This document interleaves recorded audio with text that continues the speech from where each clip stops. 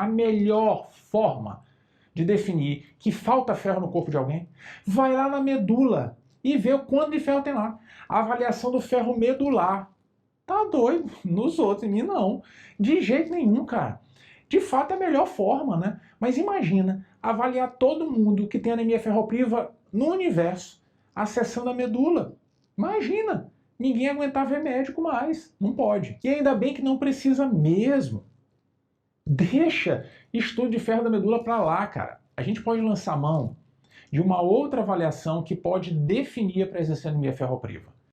Basta a gente observar a dinâmica do ferro no corpo, a famosa cinética do ferro. Existem parâmetros que podem ser dosados e que nos mostrarão que a gente está com falta de ferro no corpo. É muito fácil entender isso. É só ver o esqueminha. Qual é a ideia? A ideia é que a gente tenha hemácias com muita hemoglobina e para isso tem que ter muito ferro. Beleza. A medula precisa produzir hemoglobina com ferro. Beleza. Show.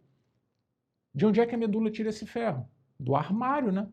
É assim, vou cozinhar alguma coisa. Tirei de onde? Do armário. É assim no corpo também. A gente tem ferro estocado pelo corpo. O nosso estoque de ferro é feito na forma de ferritina.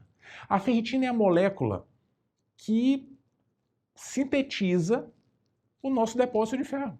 É isso. E está espalhada pelo sistema retículo endotelial, está espalhado nos enterócitos. Logo que a gente absorve o ferro, parte fica estocado no enterócito, na forma de ferritina. A gente tem muita ferritina no corpo, muita, muita, muita. Quando a medula pedir, o ferro vai ter que ser transportado do seu local de depósito para o local de síntese de hemoglobina. Simples assim. E quem faz isso é a transferrina. É a principal proteína transportadora de ferro pelo corpo. Essa dinâmica tem que funcionar muito bem. Imagine um cenário em que a gente esteja perdendo ferro por alguma razão, sei lá por quê, está faltando ferro. A medula começou a reclamar, eita, está faltando ferro aqui. O que vai acontecer? A gente vai buscar mais ferro no armário, né? No começo não tem problema não. A gente começa a usar o ferro estocado, a ferritina começa a ir diminuindo progressivamente, mas está de boa, porque o armário geralmente está lotado. Não tem problema, nada de anemia. No entanto, se a carência de ferro for se perpetuando, vai chegar um momento em que a gente vai começar a sofrer. Vai começar a faltar ferro no estoque, cara. Vai ter um nível tão baixo, que a gente não consegue mais mobilizar. É que nem o armário, né? A coisa tá lá no fundo e tal, não dá para chegar, começa a ficar difícil. Tem que pegar uma escadinha para ir na última prateleira. Se o nível de ferritina ficar muito reduzido, a gente pode ter problemas. E a anemia pode começar a aparecer com as hemácias microcíticas e hipocrômicas. Pronto, resolvido. Então basta ver o nível de ferritina. Se a ferritina estiver baixa, anemia ferropriva. Se estiver normal, não tem anemia ferropriva. Pois é, a ferritina ajuda muito mesmo. É o grande marcador do estoque. Se estiver reduzido, isso fala fortemente a favor de anemia ferropriva. No entanto, existe um problema. É que a ferritina é uma proteína de fase aguda. O que isso quer dizer? Gripei, resfriei, espirrei, pode levar a ferritina. Qualquer coisa na nossa vida, qualquer reação inflamatória, pode fazer com que os níveis de ferritina se elevem. E a gente perde a ferritina como um marcador de depósito de ferro. Entendeu? A gente não pode se restringir à ferritina. Ah, então já sei.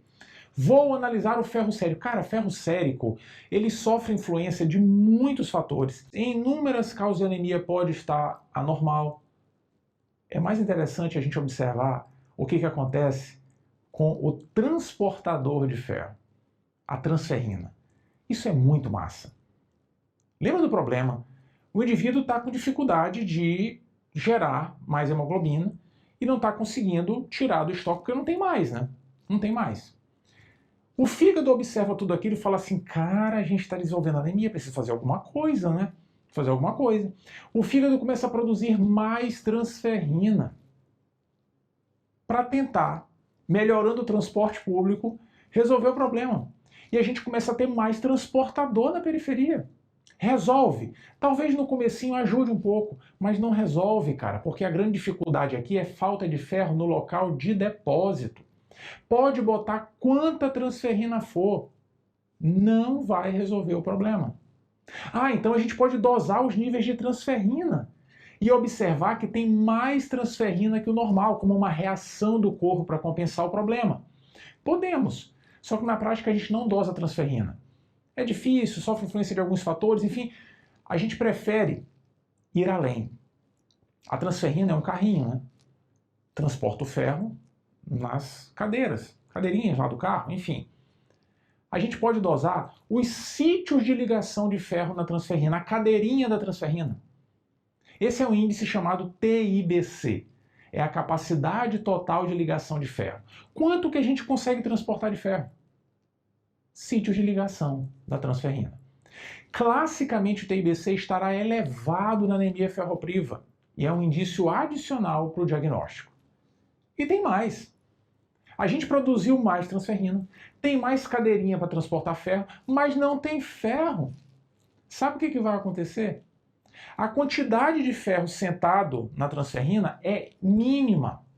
A saturação de transferrina vai ficar baixa. E esse é um parâmetro muito importante na definição de anemia ferropriva. Saturação de transferrina aqui classicamente estará menor do que 20%. Isso sugere fortemente anemia por deficiência de ferro.